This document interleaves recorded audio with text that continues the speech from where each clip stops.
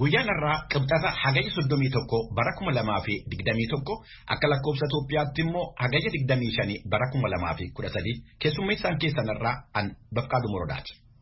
Gumeen mirga namoomaa Itoophiyaa naannolee bulchiinsa Oromiyaa, Amaara, Affaar, Tigraay fi Sumaalee keessatti sarbiinsi mirga namoomaa raawwatamaa jira jedha.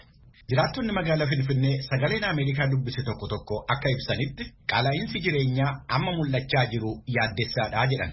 Torban jimaata darbee irraa kaasee yaadannoo seenaa tiyaatira Itoophiyaa waggaa 100ffaa ilaalchisuun tiyaatirowwan adda addaa magaalaa Finfinnee keessatti agarsiifamaa jiru. Kanneenii fi qophiiwwan biroo qabnaa nu wajjiniin tura. Attamoltan kabajamtoota dhaggeeffatoota keenya oduun har'aaf qabnu kunoo. Fulbaana 24 bara 2004 mootummaa haaraan kan hundeeffamu ta'uu manni marii bakka bu'oota uummataa kan Itoophiyaa ibsee jira. Kanaafis bifa ammayyaan gaggeessuuf akka danda'amutti maanuwaalii yookaan qajeelfamni gargaaru qophaa'uusaa beeksise. Afyaa'iin mana maree bakka bu'oota uummataa obbo Taaddasee Caafoo qophii kanaaf gaggeeffamaa jiru kan ilaaleen ibsa kan kennan yoo ta'u akka heera biyyattiitti dhuma baatii fulbaanaa guyyaa wiixataa jiru irratti kun gaggeeffama jedhaniiru. Waxabajjii 14 bara 2013 filannoo gaggeeffame irraa bayii filannoo argame irratti hundaa'uun haalli itti gaggeeffamu deemsi seeraa akka jirus ibsaniiru.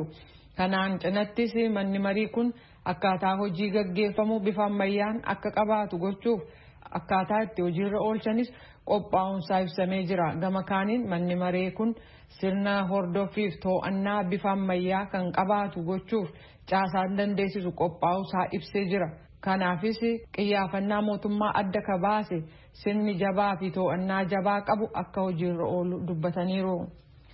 Seena qabeessa kan ta'e bataskaana madaaniyaalamii kan Cacahootti argamu hidhattoonni TPLF kaleessa galgala meeshaa waraanaa guddaan daddabalanii dhukaasuun balaa irraan ga'uu isaanii bulchaan waldattii yookaan dabri sanaa ibsanii jiru. Mootummaan federaalaa shororkeessaa jechuun kan ramade Hiwaatiin kan hooggananii fi humnootii Tigraay jechuun kan of waamaniif dubbi himaa kan ta'an torban kana ibsa kennaniin hidhattoonni isaanii hambaa seenaa irratti miidhaa kan hin geessifne ta'uu dubbatan jechuudhaan gabaafamuusa Asteer Misgaanaaw Baahaddaar irraa gabaastee jirti. Weerarri dhukkuba COVID-19 marsaa sadaffaan Itoophiyaa keessatti ka'aa akka jiru mallattoon agarsiisan jiru jechuudhaan Inistituutiin Fayyaa Hawaasaa ka biyyattii beeksisee jira.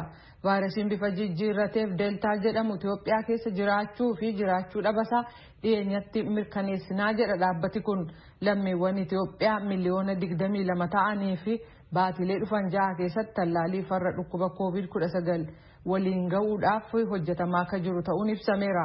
Baatilee darban 6 as kanneen dhukkuba COVID-19 qabaman lakkoofsaan gadi bu'uun dagannaa hordofsiiseen lakkoofsi namoota vaayirasii koronaan qabamanii dabaluuf sababaa tokko ta'uun ibsameera.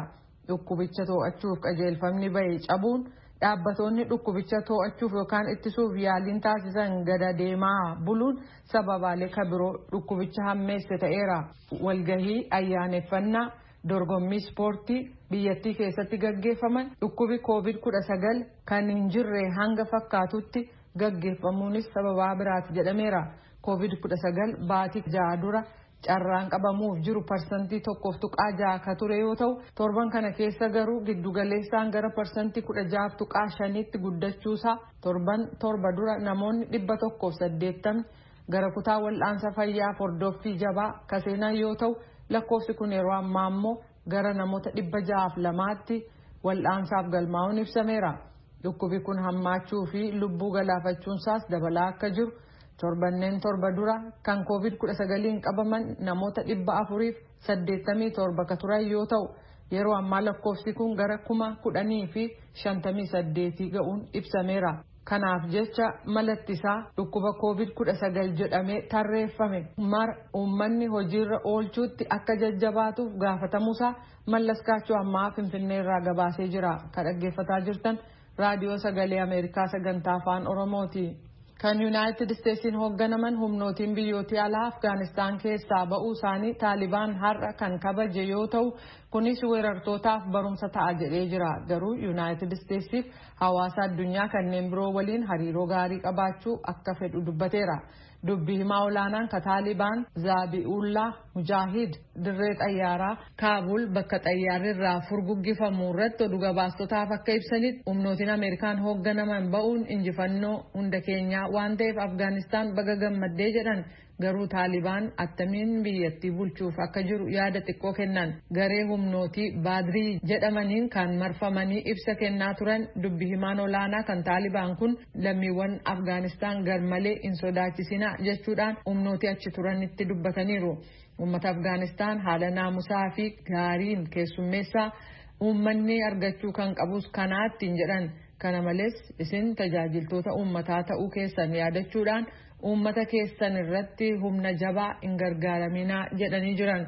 Gama kaaniin dirreen xayyaaraa balalii xayyaaraa kan imaltoota hanga danda'ametti hatattamaan akka jalqabu Taalibaan waadaa seenee jira. Ta'us garuu caasaaleen dirree xayyaaraa hangi tokko yeroo Taalibaan magaalaa Kaabul to'atee guyyoota duraa keessa miidhamaniiru. Kunis Taalibaan dhufuusaa lammiiwwan Afgaanistaan kuma hedduu rifatanii dirree xayyaaraa seenuuf akkasumas ba'uuf yaalii godhaniin ta'uun ibsameera.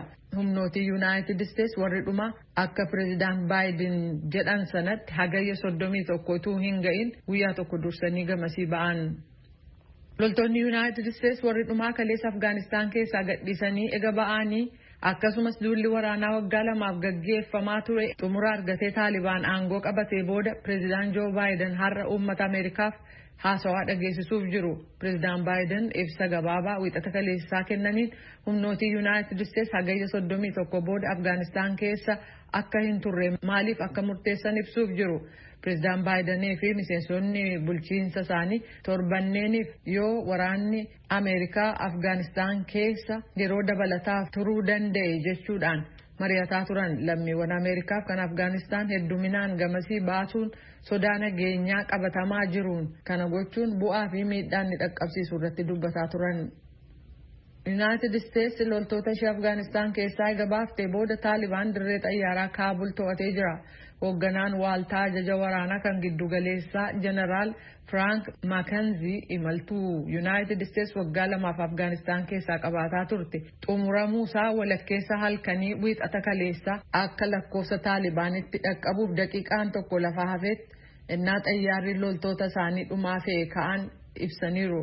Yuunaayitid Isteets michoonnii fi waltaatonni ishee siviilota 100,000 fi